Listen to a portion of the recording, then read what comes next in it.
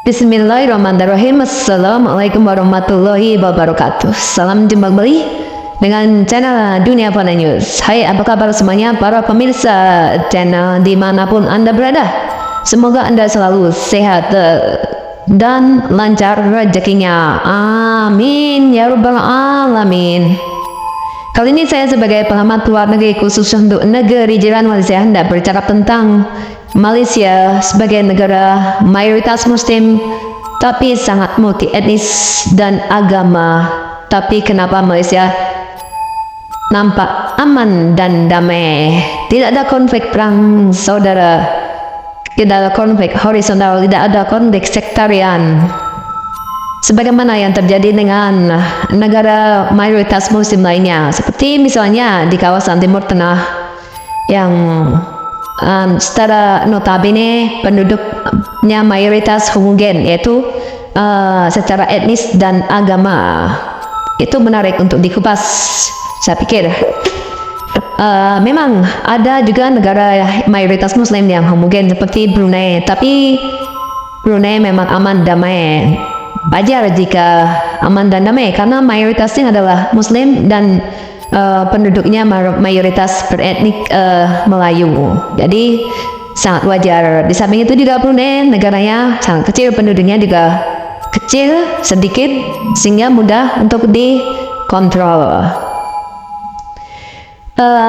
Menurut pendapat saya memang betul Malaysia itu adalah negara yang mayoritas muslim, aman, damai. Dan di samping itu Malaysia sebagai negara yang multi etnis dan agama mampu menjaga toleransi, solidaritas antar kaum dan juga antar umat yang kuat sehingga bisa menciptakan kesejahteraan dan keamanan bangsa yang stabil. Atas dasar itulah menurut saya Malaysia tidak ada konflik sosial, konflik horizontal dan konflik sektarian, bahkan juga tidak ada konflik bersenjata atau pemberontakan bersenjata yang biasanya dipicu oleh perselisihan antar agama dan juga kesenjangan sosial. Saya pikir kaum muslim di Malaysia memang beruntung dan patut bersyukur karena mempunyai negara yang aman dan damai serta harmonis di tengah polarisasi secara etnik dan agama tersebut. Karena ada negara muslim yang mayoritas muslim di dunia ini yang banyak dilanda konflik horizontal yang berujung pada peperangan antara kelompok untuk memperebutkan kekuasaan yang biasanya itu dipicu oleh karena di kawasan tersebut kaya dengan sumber daya alam seperti misalnya minyak bumi di Timur Tengah. Jika di kawasan Timur Tengah itu miskin, tidak ada minyak bumi, tentu saja tidak akan menjadi perebutan kekuasaan yang biasanya didalangi oleh negara-negara asing yang ingin mengeruk kekayaan alam di kawasan tersebut. Saya lanjutkan ya. Tentu saja Malaysia sebagai negara yang mayoritas muslim terbukti mampu menjaga suasana damai dan harmonis, dan menurut saya itu pantas untuk dijadikan semacam apa ya, role model atau bahasa kitanya adalah panutan bagi negara-negara muslim yang ada di dunia ini, bagi negara-negara yang mayoritas muslim yang ada di dunia ini. Sebab kebanyakan konflik yang terjadi di berbagai negara yang mayoritasnya muslim itu adalah akibat dari sikap egois dan serakah pada harta dan kekuasaan. Nah, itu merupakan cermin kegagalan untuk mengendalikan hawa nafsu duniawi.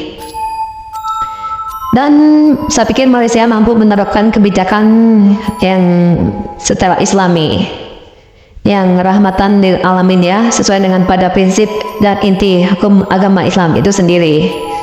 Jadi menurut saya salah satu pemicu konflik di Timur Tengah itu karena adanya berbagai alamat. Emang saya pikir biang utamanya adalah karena di kawasan Timur Tengah itu adalah kaya dengan sumber daya alam, minyak bumi, sehingga menjadi incaran negara-negara asing untuk diperebutkan. Seperti saat ini yang terjadi di Suriah misalnya, itu menjadi terpecah-pecah karena di sana kaya dengan sumber daya alam minyak dan banyak negara-negara yang terlibat di situ seperti Amerika dan Rusia. Bahkan Amerika sudah mempunyai menguasai suatu kawasan yang kaya dengan sumber daya alam minyak dan mereka mengepornya sendiri untuk langsung dibawa pulang ke negaranya. Itu semacam eksploitasi atau ya mungkin penjajahan kriminalitas yang sangat nyata ya. Oke, saya akan lanjutkan lagi. Karena di bidangnya adalah perebutan itu sumber daya alam, sehingga berbagai aliran agama yang ada di Timur Tengah itu, masing-masing kelompok aliran agama merasa dirinya lebih benar atau bahkan merasa paling benar daripada kelompok lainnya yang berbeda aliran, sehingga cenderung mudah terjadi gesekan kepentingan yang biasanya dipicu oleh politik kekuasaan, yang mana dibalik adanya konflik horizontal tersebut biasanya seperti saya bilang tadi, karena kaya dengan sumber daya alamiah, maka ada pihak asing yang menjadi penumpang gelap, ingin mengadu domba antara kelompok aliran Islam tersebut demi untuk kepentingan geopolitik mereka, demi bisa untuk menjarah sumber daya kekayaan alam di Timur Tengah, yaitu minyak bumi. Jadi meskipun negara Timur Tengah itu cenderung homogen dalam hal etnis dan agama, namun sangat heterogen dalam kepentingan politik kekuasaannya.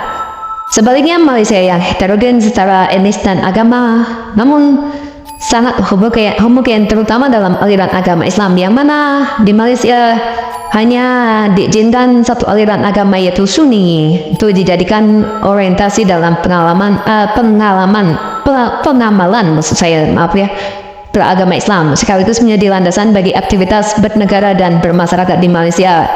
Dan harap diketahui bahwa menurut konstitusinya agama resmi di Malaysia adalah agama Islam, dan itu wajar karena mayoritas penduduk Malaysia adalah Muslim. Demikian info yang bisa saya sampaikan, semoga bermanfaat. Terima kasih atas perhatian Anda semuanya. Wassalamualaikum warahmatullahi wabarakatuh.